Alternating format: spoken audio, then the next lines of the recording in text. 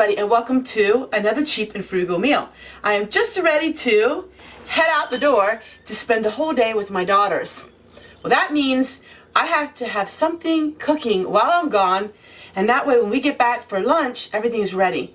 Today, I'm going to make some beef stew. So, let's get started in making it, and I'm going to have so much fun. I can't wait. So, you're going to see a lot of crock pot meals that I'm going to be doing. Not just for Wednesdays, but sometimes for Mondays too, because my life is very, very busy right now. Now my life is going to be busy up until about December. So what we are making today is beef stew. And I'm going to be away all day. So I need to have something that's going to cook for itself, so that way when I get home, I don't have to do anything. So when I use a crock pot, I always put the meat on the bottom because the meat takes the longest to cook. Wash my hands and then I'll add the other ingredients. I already cut up the carrots and the potatoes yesterday, so that's all ready to go. Now I want to cut these potatoes up a little more. That way everything cooks at the same time.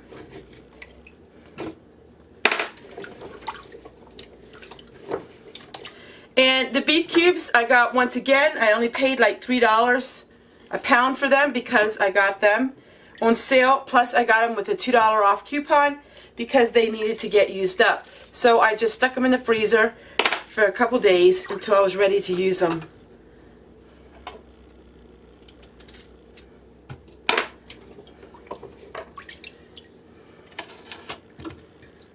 That water is really cold.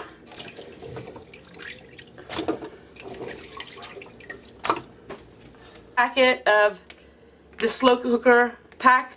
I think I'm down to like 20 of these packs anymore. So I'm just going to add this, and I'm going to add 1 pint of my stewed tomatoes, and that is it. That is all it is to it, and that is it. So we'll have a healthy meal. And I don't have to cook it. Now I can go get ready and have a fun day with my daughters. So I'll see you back in a little bit when the food is finished. This is the time of year that I'm extremely busy. I'm always outside working on my garden and working on food production here in the homestead. And so you're going to start seeing a lot of videos that are using my crock pot. As you know, I have hundreds of videos using my crock pot, and I will share with you at the end of this video the playlist of all of my crock pot recipes. But we're going to be using a lot more of the crock pot this summer. Everybody's hungry and the beef stew is finished. And this is what it looks like. So I hope you enjoy this meal, and we'll see you guys tomorrow. Bye! A lot of people talked about the tomatoes in my refrigerator. And these tomatoes I got free last week, and they were very, very ripe. That's the reason why I put them in the refrigerator. I normally let my tomatoes set out to ripen, but these were at the point where they were going to spoil. And so what we're going to make today is oven roasted tomatoes. So I'm going to oven roast these, and then I'm going to freeze them.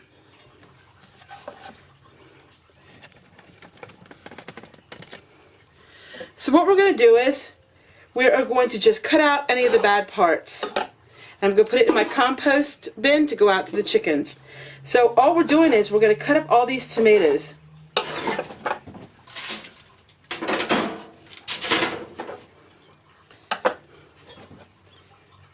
So there's a bad spot on this one as well. That's why I had to put them in the refrigerator, or they would have spoiled way before I had time. So I'm going to go ahead and we're going to put these in a big bowl, and then we're going to add our spices to it. Oven roasted tomatoes. You can put them with mozzarella cheese. You can put them over top of toast. You can make little pizzas with them. But I'm not going to have these all consumed before they're going to go bad. And so I'm going to put them in the freezer. So basically, to oven roast, all we're going to do is put them in a very low temperature oven for about an hour to an hour and a half. Now these tomatoes I have already washed.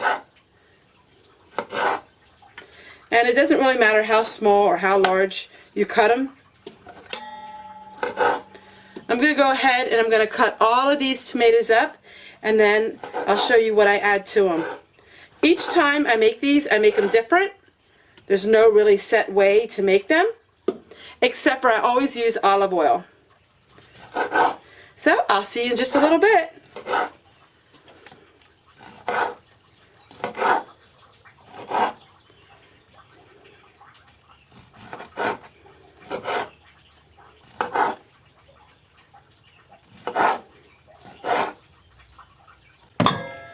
So I threw about a pint of some cherry tomatoes that I got. So now what we're going to do is we're just going to put them on our cookie sheets. A single layer on your cookie sheet.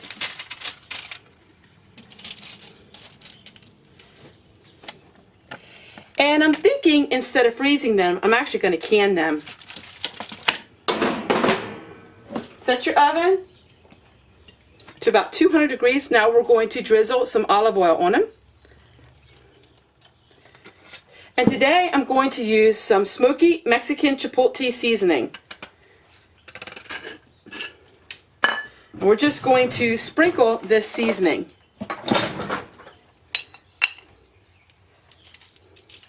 But you can use whatever you have. This is some organic chipotle seasoning.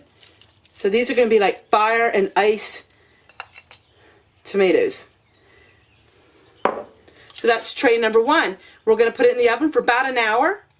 And then I'm going to go ahead and I'm going to can these in really small jars for a delicacy, for something when you have special guests. So we're going to put them in the oven.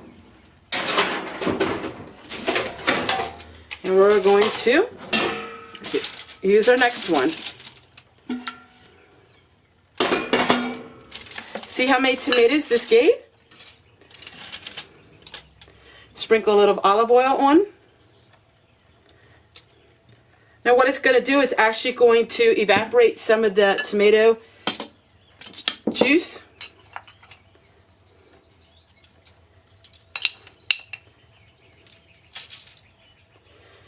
Alright, and I'll show you what they look like when they're out of the oven. Oven roasted them for about an hour, but I changed my plans. I'm going to can them. So we're going to use an alternate jar. Now these are the Atlas Mason jars, but the classical spaghetti sauce, I'm not sure what was in it, but the classical store-bought spaghetti sauce or whatever it is was what was in here. We're going to use these jars and we're going to pressure can them. Now it means that it's tomatoes. We are going to pressure can it at 5 pounds of pressure for about 30 minutes. Pounds of pressure is about 220 degrees, about boiling water point stage. So 5 pounds of pressure, you can do the tomatoes with them. This is not a USDA regulated recipe with the jars, but I'm using them anyway. Our roasted tomatoes did really well. And I added about a pint of tomatoes that had frozen. So this is actually going to give us more juice. But I'm actually canning the oven roasted tomatoes in the juice. Now I'm going to show you some of the tips and tricks about using jars that are store-bought. Now this is actually an Atlas Mason jar to begin with. So this is not a pickle jar, this is a thick glass jar. But these jars come in handy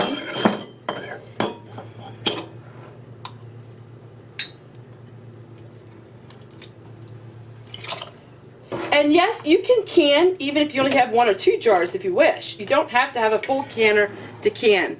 You see my jars are washed, but I don't have the lids in boiling water. You don't have to do that because we're pressure canning. When you're pressure canning, you don't need to heat up all of your lids and things like that.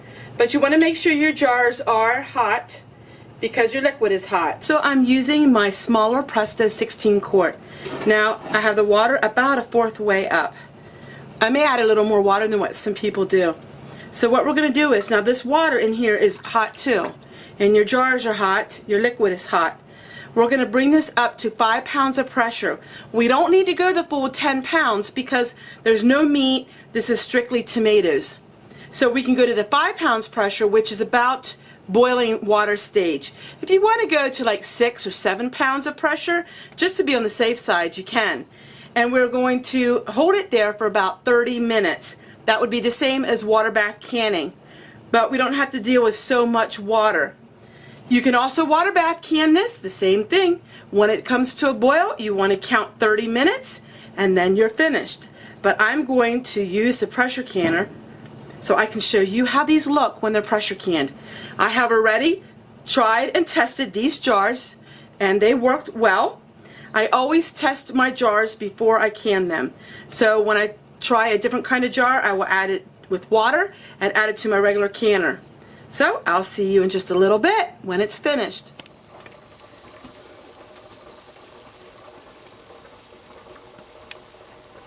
So we are at about the 5 pounds pressure, and once it reaches exactly the 5 pounds pressure, then I'm going to start counting for 30 minutes. So the pressure's down and my button's down.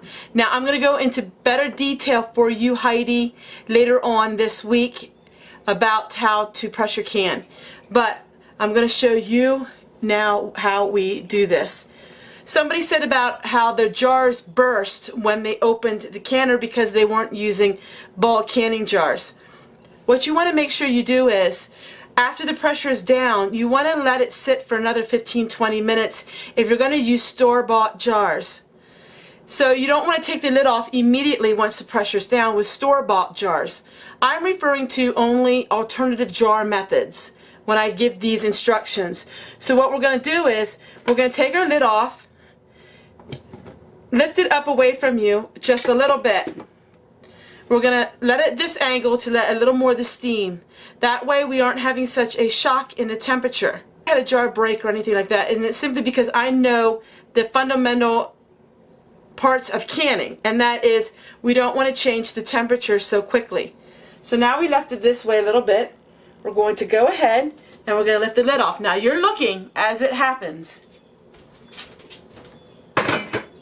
I wanted you to see for yourself that there's no editing here. You've seen the lid come off the jars. You've seen the lid come off the canner. These are the store-bought jars. We take it up and we're going to put them right down here.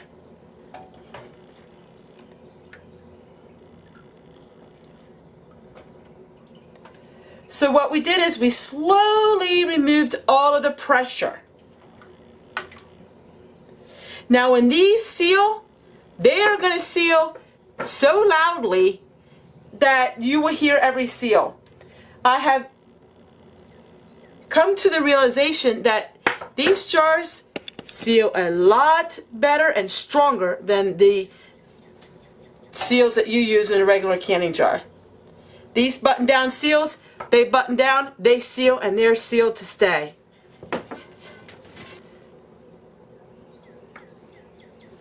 And in about 15-20 minutes, they're going to start sealing.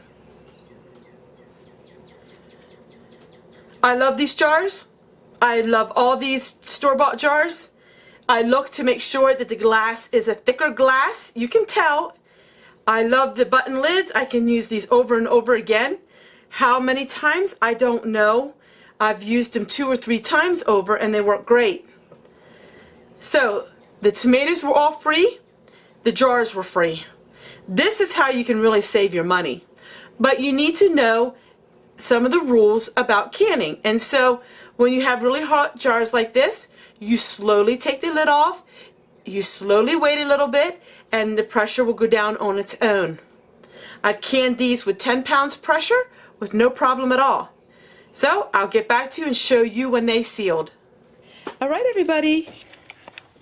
Alright, the 6 jars sealed perfectly, every single one. And it was a total success. So that's how I learned to save a lot of money, by using the free food and using free jars that friends give me, or I find them for free all along the road. Or anywhere I find them all kinds of places like this. But if you have any of these kind of jars, they work perfect.